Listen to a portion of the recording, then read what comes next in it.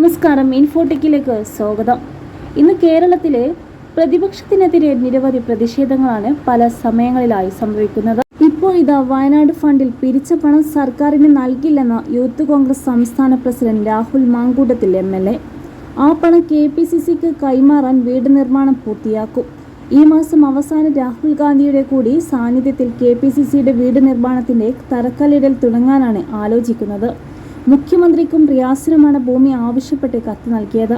Youth Congress സ്ഥലം തരാനുള്ള നിയമപരമായ ബാധ്യത സർക്കാരിനില്ല. അതുകൊണ്ട് തന്നെ ഭൂമി സർക്കാർ തന്നില്ല എന്ന പരാതി ഞങ്ങൾക്കില്ല. യൂത്ത് കോൺഗ്രസ് സ്ഥലം കണ്ടെത്തിയിരുന്നു. എന്നാൽ ഈ സ്ഥലം ദുരന്ത ഭൂമിയിൽ നിന്ന് ഏറെ അകലെ ആയതിനാൽ അത് വേണ്ടെന്ന് വയ്ക്കുകയായിരുന്നു. ഫണ്ട് പിരിവുമായി ബന്ധപ്പെട്ട് പോലീസിൽ പരാതി നൽകിയത് CPM നേതാവ് അരുൺകുമാറിന്റെ വക്കീൽ ഓഫീസിലെ ജൂനിയർ അഭിഭാഷകയും ലോ കോളേജിലെ മുൻ SFI നേതാവുമായ ആളാണെന്ന് രാഹുൽ പ്രതികരിച്ചു. ഫണ്ട് പിരിവിൽ സംശയമുള്ളവർക്ക് അന്വേഷണത്തിന് സർക്കാരിനെ സമീപിക്കാം. സർക്കാർ അന്വേഷണം നടത്തട്ടെ. പണം സമാഹരിച്ച അക്കൗണ്ടിൽ നിന്ന് 1 രൂപയെങ്കിലും പിൻവലിച്ചെന്ന് തെളിയിച്ചാൽ യൂത്ത് കോൺഗ്രസ് പ്രസിഡന്റ് സ്ഥാനം രാജിവെച്ചേക്കും.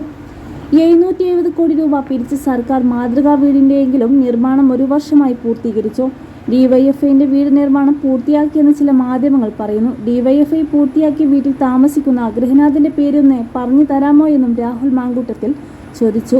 അർലേക്കറിന് പുട്ടും കടലയും കൊടുക്കാൻ മുഖ്യമന്ത്രിക്ക് എന്ത് തിടുക്കമായിരുന്നു. അർലേക്കർ മറിച്ചെന്തെങ്കിലും ചെയ്യുമെന്ന് മുഖ്യമന്ത്രി കരുതിയിരുന്നു.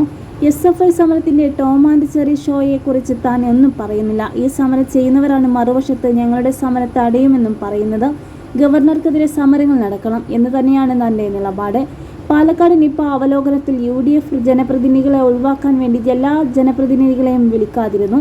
ഒളിച്ചും പാത്തും ഉദ്ഘാടനങ്ങൾക്കും യോഗങ്ങൾക്കും മന്ത്രി പോയിട്ട് വെല്ലുവിളി നടത്തുകയാണെന്നും രാഹുൽ പറഞ്ഞു. 2018 മുതൽ ഇതുവരെ സർക്കാർ മേഖലയിൽ ആശുപത്രിയിലാണോ നിപ്പ പ്രതിരോധം നടത്തുന്നത്? 2018 മുതൽ ഇതുവരെ 7 തവണ നിപ്പ റിപ്പോർട്ട് ചെയ്ത സംഭവങ്ങളും രോഗം സ്ഥിരീകരിച്ചത് സ്വകാര്യ ആശുപത്രികളാണെന്നും രാഹുൽ മാങ്കൂട്ടത്തിൽ. സർക്കാർ വീഴ്ചകൾ വാഴ്ചകളാക്കുള്ള അവസരമാക്കുന്നു. എങ്ങനെ നിപ്പ പകരുന്നു എന്ന് ഇതുവരെ കണ്ടെത്താൻ സർക്കാരിന് കഴിഞ്ഞോ? ഇതിനുള്ള പഠനമെങ്കിലും സർക്കാർ നടത്തിയോ? കേരളം പോലെ നിപ്പ പടരുന്ന ബംഗ്ലാദേശ് പോലും എങ്ങനെ രോഗം പടരുന്നുവെന്ന് കണ്ടെത്തി. കേരളത്തിന് അതും കഴിഞ്ഞിട്ടില്ല എന്ന് രാഹുൽ കുറ്റപ്പെടുത്തി. നിപ്പ പോലെ രോഗങ്ങൾ വരുമ്പോൾ സ്ഥിരം ഐസൊലേഷൻ വാർഡുകൾ മലബാറിലെ ആശുപത്രിയിൽ സ്ഥാപിക്കുമെന്ന് ശൈലജ ടീച്ചർ 2018 പറഞ്ഞിരുന്നു. എവിടെയെങ്കിലും ഇത് സ്ഥാപിച്ചോ? പൂനെക്ക് സമാനമായ സൗകര്യങ്ങൾ തോന്നേക്കലിലെ വൈറോളജി ഇൻസ്റ്റിറ്റ്യൂട്ടിൽ ഏർപ്പെടുത്തുമെന്ന് പറഞ്ഞിട്ട് എന്തായി?